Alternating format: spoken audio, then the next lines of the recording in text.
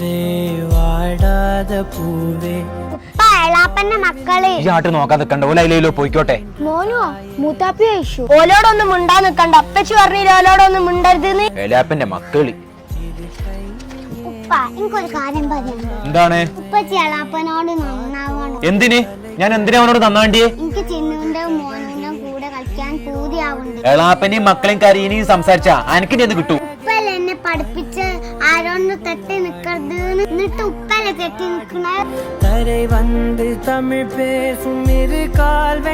ഉപ്പ എന്തിനാ അങ്ങനെ മൂത്താപ്പനോട് പിണങ്ങി നിൽക്കുന്ന? മിണ്ടാണ്ടായിട്ട് പോയിക്കോ. നഷ്ടപ്പെട്ടതിന് ശേഷം പിന്നെ നന്നായിട്ട് കാര്യല്ലോ ഉപ്പ. ചെറിയോനെ, എന്റെ മോള് പറഞ്ഞപ്പോ എനിക്ക് നല്ല ബുദ്ധി തോന്നി. എന്നോട് ക്ഷമിക്കണം കേട്ടോ. ഞാനും തന്നോട് പറയാൻ നിൽക്കേനി.